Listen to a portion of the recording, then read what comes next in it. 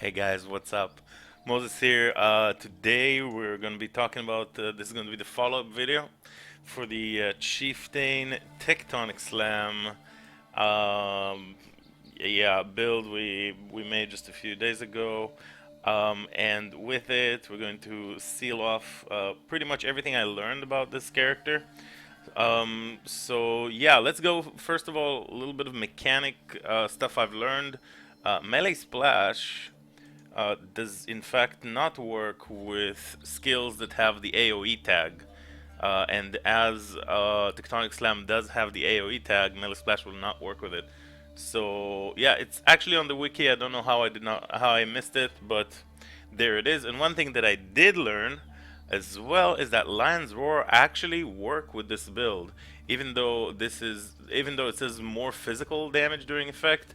Physical, in fact, is going to be then converted, so the physical comes before the conversion, right? So we're getting a pretty big chunk of damage during the flask effect, um, as you can see right here. Okay, now let's talk about Chieftain itself. The Ascendancy.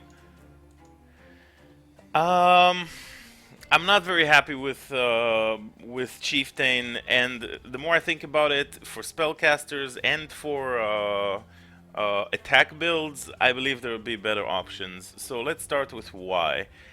Basically, all we're getting from Chieftain um, is the conversion, alright?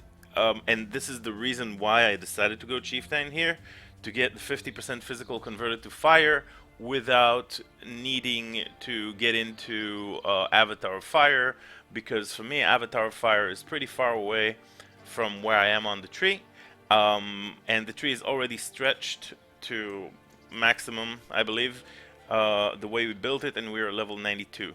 So Avatar of Fire, playing SSF, I'm not a fan of Avatar of Fire in dealing only fire damage, because for me it means um, that I won't be able to deal any other type of damage, and I do have this sword that has that physical as extra chaos from the temple, and I do like to use Atsiri Flask because it's like amazing. Physical is extra, and then elemental is extra chaos, and as well as that 35 chaos resistance, which definitely helps while mapping. Right, so I like to have this flask pretty much in every build, and Avatar of Fire won't let me do so. So I chose Chieftain, and the whole mechanic with endurance charges generation for a build that needs endurance charges in order to get that charge slam. By the way, 21-20 first try feels good. So the whole 35% chance to consume an endurance charge and being able to generate endurance charge pretty much leaves us with Jug for Tectonic Slam, or Scion Jug for Tectonic Slam, to be able to generate for power endurance charges for free. So what I didn't like about these are the only things that I liked. So basically, just the 50% conversion and the generating the endurance charges. Outside of that, um, the rotating buff of every 10 seconds getting 100% physical as extra, I hate those kinds of things. They had the same stuff in Diablo, where convention of elements, you had a rotating buff, and during the course of 16 seconds you had 4 seconds to deal damage of your element. That was, I believe, like 4 times. It doesn't matter. um, but it was like an insane buff during the course of 4 seconds. What they did in Diablo, and they did not do here, is actually gave you an indication. There was like this clock rotating, and you could see, changed by the colors of what elements are happening, and you could tell when you actually have, let's say you're a fire, then when you have the fire buff. Here, you have no clue, right? There's no actual indication when things are happening. So you could be doing your normal DPS, and then every once in 10 seconds, this will happen, but you have no idea that this is actually happening. There's no character effect difference, there's no indication on the bar, so you're kind of like, okay, I mean, I guess why just not have a flat average damage throughout the entire time? That would make a lot more sense. Also, when you're pressing your flasks, you're wasting a lot of DPS if you're not pressing them while you have the 100% Fizz's extra fire buff. So when you're pressing your flasks and it's not happening, it's just like a big waste. I am not a fan of these type of buffs. Every 10 seconds gain 100, especially when it has no indication, so you're kind of like walking in the dark there. Alright, another thing that I don't like about this ascendancy is the physical per endurance, physical per fire per endurance, right? So what happens again with Tectonic Slam? You'll be hitting monsters, generating endurance charges, and then Tectonic Slam will expand these endurance charges. So what will happen is, again, you'll have a non-consistent damage coming in from the ascendancy. Every once in a while you'll have one, maybe two. Very rarely you will actually have three endurance charges, and you want to expand the endurance charges, so because you want the extra, empowered slam off of Tectonic Slam. So it's kind of like a counterintuitive thing that constantly happens, where you feel like lots and lots of spikes in your damage coming in from the ascendancy, and it's just something that I just was not happy with the entirety of the character. Another thing that I didn't like about this ascendancy is that, it's supposed to be a fire themed ascendancy, and I get it, but in the end, combustion gives you all the resistances penetration that you're going to need. So off of this, you're not really getting too much unless you're going ignite, which I'm not. And if you're a spellcaster, or if you're an attack based character, what you generally want to have is attack speed and cast speed, right? If you're going to play Purifying Flame, like I still want to give a shot, because I actually happen to have a Purifying Flame Helm enchant. Loving Incubators, by the way. Talk about Helm enchant. I got Purifying Flame, 40%, that's the Uberlab enchant. I got 40% Cyclone, so we're going to make a Cyclone build. I got Double Strike, 15% chance to deal double damage, so that's essentially 15% more damage. And I got Divine Ire, so good stuff. But yeah, that's a side note. So what you want is for like the baby nodes to have like some attack and cast speed. That would fit, I believe, a lot of characters, a lot of builds out there. That's why I don't know about Chieftain being like a very popular class, because it just sucks not having. If you look at any ascendancy out there, whether it's a spell related or attack related ascendancy, or both, you often have some sort of, like, if you look at Trickster, you're getting so much attack speed, cast speed. If you're looking at any Berserker, you're getting a shitload of attack speed. Here you're not getting any off of the baby nodes. You're getting fire damage. That's really good, but when it comes to like actually scaling your damage for attack builds, attack speed is really the best way, and I couldn't have felt it more because I was playing so self-found on this character, and up until legitimately right now, that I found and decided to craft this Corsair sword. It has 1.97. I was just working with weapons that this one has 415 DPS, by the way. So I was working with An's Might, right? 1.3 attacks per second and 1.22 attacks per second sword that I found from the temple. This one has 350 DPS, this one has around 330 DPS and gives you a -1 to your maximum frenzy charges, so you lose also the frenzy charge. So I couldn't have felt it more, just the lack of attack speed coming from the Ascendancy, and I really needed it. That's why I went for attack speed every possible way I could, and that's why the build didn't actually came into fruition until I was around level 90. Right now the character is 92, about to hit 93, and it feels really good, and I literally just now crafted this sword. I haven't played with it, and I wanted to go on a ride with you to the temple, and we could play with this character, and I can show you how it plays, while, you know, complaining about how Chieftain sucks. Yeah, another thing that I do like, but again, I mean, I'm not playing hardcore. But still, I thought this is a very, very valuable node because I just didn't value Valakos. Again, I'm not getting the attack speed. +1 max endurance charges is very useless because you're expanding endurance charges. So getting +1 is kind of irrelevant when you're gonna see during the gameplay. I'm gonna have 1, 2, very rarely maybe 3, endurance charges. But oh wow, look at that. That just feels just straight up better. So I mean, obviously we're destroying. The character is not bad overall. I just like think that there are. This is level 79 area, so like tier 12 map or something. So it's not like the character is bad. I mean, clear has been very, very smooth, especially once I leveled up a little bit. Things started feeling way, way better, and now with this kind of attack speed, it really does feel pretty good. I did make other changes we can go through after this temple is done. Basically, I added Val Molten Shell, and we can talk about the reservation because there's some things that I managed to, yeah, make happen. But mostly, like, what I'm talking about is just like the ascendancy being just not particularly good, and that's why I understand it's not like very, very popular. If you look at the breakdown of the classes, like not too many people are playing it. And if I were to make another Tectonic Slam, I would definitely try Jug. I haven't tried Jug. People ask me to compare between the two. I haven't. Jug gives you some attack speed, and if you are playing SSF, you don't really have too much access to like particularly good,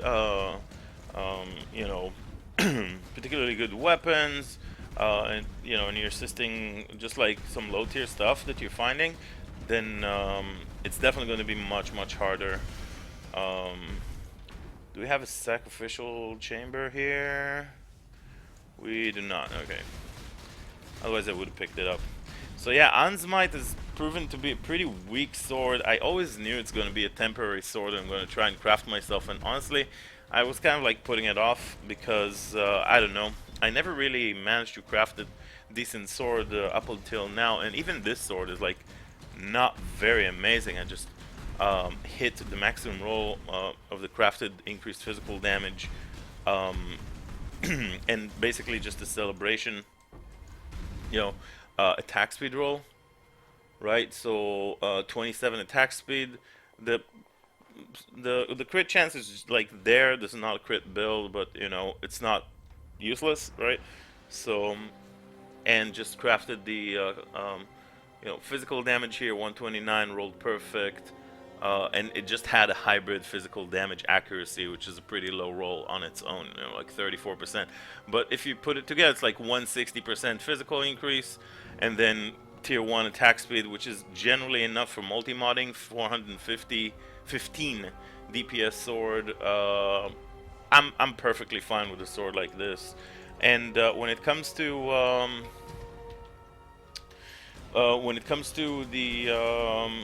like bossing, I mean, again, it's very, the DPS is very spiky when it comes to bossing because again, the whole 100% physical is extra, so sometimes you'll have, it's just like the ascendancy being bad. I would much rather get a 25% physical as extra or something like that, straight up, and just have that happening for me with a little bit of attack speed on the ascendancy. Just keep things simple and keep things like consistent. I really like the consistency. When it comes to like ascendancies, for example, I love the Scion Raider, for example, that just consistently will always give you frenzy charges and will always give you onslaught at maximum frenzy charges. So essentially, you're always getting onslaught and frenzy. So that's very good, in my opinion, for an ascendancy. Just having these consistent buffs that you can rely on 100% of the time, regardless of whether it's boss fight or if it's man, having 3 frenzy charges is actually quite awesome. First time with this character, because I was using An's Might with the 2 frenzy charges. It really does make kind of a big difference. Oh, enlighten. 11 quality. Okay. Enlighten is actually quite nice this league because you have so many mono reservation like auras for attack builds that you can use that you didn't have before, like blood and sand and stuff, precision banners, small auras, big auras, and all that kind of stuff. So yeah, I'm leveling up a couple of them right now because it kind of like allows you to fit in some you know some other stuff. Unfortunately, I really kind of want it to happen, but we don't have an explosive room, and in this particular temple, I never really got the chance to get a connection to the to the top room there. So yeah, we're just not gonna kill the boss. That's kind of unfortunate. I'm sorry about that. But yeah, I mean, I just wanted to give you this to kind of like give you an idea of how the character plays like, and you can see the playstyle is like very smooth. I've done tier 13 Elder. I haven't done Uber Elder with this because, I mean, I don't know, Uber Elder, I mean, I guess it's possible, but I never got around to do it, and really I wanted to level up the character. You know, I really did want to like level up the character a lot to see because like I needed all the attack speed from the from the tree. I was missing a lot of damage coming in from the tree, and really, the first video I think the character was like level 75 or 80. These additional 15 or 12 points off of the off of just like the leveling with this character made a huge difference, and it's really showing, and it's really like the character feels really smooth. Except, yeah, if I were to do this again, I would probably do it with Zoth Blood, without a serious promise, and with a Juggernaut to just get a little bit more area, a little bit more attack speed. So yeah, that's basically it. Got a severe study here. Let's finish up and wrap up this video. There is a couple of changes, so I want to go through the entirety of this character, of what we were doing, and how this character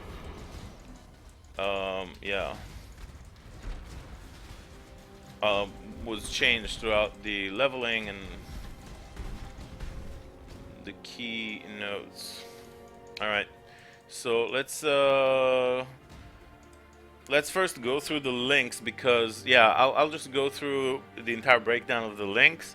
So Tectonic Slam, obviously, elemental damage with attacks, melee physical, combustion, multi-strike, and fortify. I tried rage, I tried pulverize. I didn't like those. You could probably, I don't know, use Fortify on Leap Slam, and then use like something like Ruthless, or something else slightly bigger instead of Fortify here, if you're really trying to min-max. But I wouldn't, because Fortify is very strong. It gives you big more melee damage, keeps your Fortify up. With quality, 10% increased attack damage. It's very solid. I would just keep it as it is. So, Tectonic, LA damage with attacks, melee, fizz, combustion, multi-strike, and fortify is the setup that I decided to go with in the end. Over here we got Val Molten Shell. It's not just Molten Shell, it's just Val Molten Shelled with War Banner and Ancestral Protector. Val Molten Shell basically is a buff that allows you to absorb... Oh, it expired. Okay, so maybe I have it here. So yeah, it lasts 14 seconds and it absorbs a few thousands of damage when you pop it. See, 2,168, whatever. Allows you to absorb some physical damage. And when you have your Lion's Roar up, 3,000 more armor, you're going to be able to scale that more, because it's a percentage of your actual armor. So when your flasks are up and you're popping this Val Molten Shell, it actually increases the buff. For me, it means about 6,000 physical damage absorbed. So what I've been doing is basically killing the Legion monsters, and when the timer runs out and things get insanely hectic with all the rare monsters, you just use it. It's an instant cast, so it doesn't stop your animation, so you can still attack while using it, pretty much like Blood Rage, and it's just a free buff. So pretty decent. One of my viewers told me to try it. I did, liked it, so here we go. At the moment, level 18, and the more it levels up, the more additional armor it gives you. And you know, the buff, the more armor you have, the more benefit you can get out of it. For me, my body armor though is just a dragon scale, so not pure armor, some evasion. I could actually could use Iron Reflex to convert all evasion to armor. Evasion, so it's 2,000 armor. Maybe it's something worth thinking about, but yeah, I don't know. Val Molten Shell. War Banner reserves 10% and gives us the adrenaline, and you know, accuracy and all that kind of stuff. While reserved, Ancestral Protector for the attack speed bonus, Leap Slam with Endurance Charge on melee stun, Blood Magic, faster attacks. Leap Slam doesn't need quality. Blood Magic, I guess you could use a little bit of quality, but it doesn't matter really. Endurance Charge on melee stun, because Leap Slam was changed and now stuns enemies that are on full life. So when you're Leap Slamming onto monsters, you're always gonna end up stunning them. Blood Rage, Blood and Sand, and Precision. Reason why I use Precision level 1 is that I was lucky enough to find a Watcher's Eye that we're probably going to use for the rest of the melee builds, that gives us increased attack damage while affected by Precision. So level 1 Precision just requires 20 something mana, 22 flat mana, no percentage, right? So that's what we're working with. Level 1 Precision. Blood and Sand I'm currently not reserving, even though it's awesome, because it takes 10% and gives us a nice, you know, more area damage or area of effect, depends on the stance, blood stance or sand stance, you know. We talked about it, but the problem here is that the cost is 55 and I'm only remaining with 99 mana. So unless I get instant leech, which I do in most of the cases, but some cases I don't, so I decided to just like wait until my Enlighten is level 3, and then I'm going to reserve it. Enlighten is going to be level 3 very soon. We are almost halfway, so 600 million out of 1.7 billion XP required here. So I don't know, I guess around level 94 or maybe late 94, early 95, we're going to be able to get Enlighten level 3 over here. Until then, we're not going to be using Blood and Sand because I deem War Banner to simply be better for us because of the burst of adrenaline. It feels good to have. Yeah, so one thing that I wanted to mention here is that I found the helm enchant of reduced mana reservation for Arctic armor, and 30% mana reservation reduction basically means that it allows me to get another herald with this setup. So I got Herald of Purity that gives me, you know, 23 to 35 flat physical damage to attacks, which is awesome.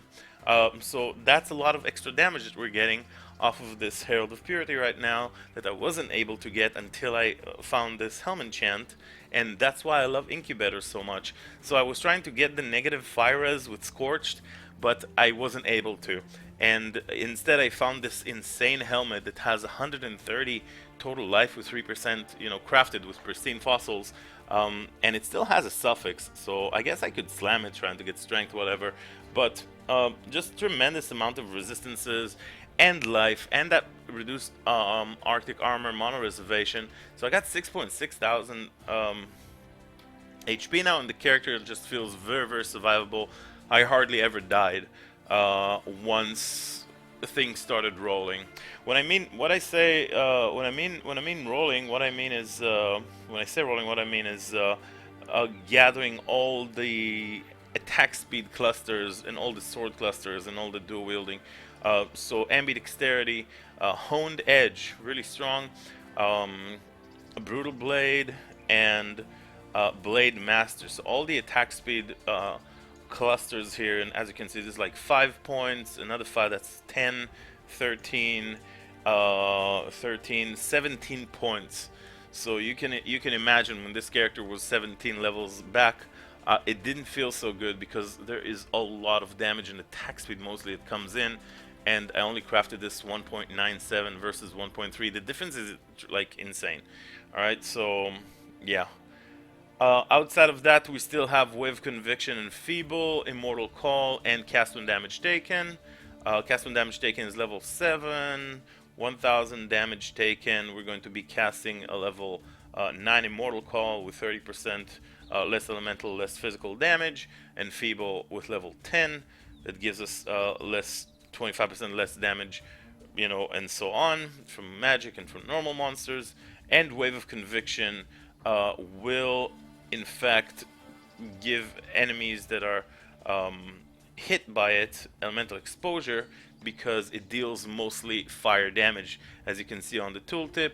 And elemental exposure to fire basically means that 25 negative fire resists. So that's alongside with combustion is how we get that elemental penetration against bosses and rares and all that kind of stuff. This is basically the character. It's been a blast. I'm gonna keep leveling it. Oh shit! I actually forgot about that. This insane amount of resistances on my helmet, and still I don't need the fire resist completely, allowed me to get a belt with much better life. My previous belt was kind of garbage. It just had some, you know, some resistances that I need, and what it was, I'll show you. It's like really lame, and I've been using that belt for a very long time, and 55 flat life crafted, so very bad belt. But it did have that increased fire damage, and I was low on materials, so that's what I had. But yeah, I managed to get this, and we got that 90 life, which is big, and 30 elemental damage, and elemental damage with attack skills, which is a stat that I still don't have on my amulet, on my rings. It's a stat I don't have, so it's actually a pretty incredible stat, and being able to have it would mean a lot for the build in terms of damage. I don't have it on any of the jewelry. That's kind of unfortunate. The amulet's pretty garbage still. Here we just got a bunch of flat fizz, a little bit of resist, and crafted life. Yeah, again, nothing too insane here. Really very basic character in terms of like the gear. And most likely this sword is going to be used for other builds, and this sword too, unless I decide I craft something similar to this. Maybe we go crit, I don't know. But yeah, I need more exalts. I now just only have one. So yeah, this was it. Pretty long video, but I believe I said everything I wanted to say about this character, and mostly about how lame Chieftain is and how it needs a change. And I hope you guys enjoyed it. Thank you very much for watching, and I'll see you guys on stream. Bye bye.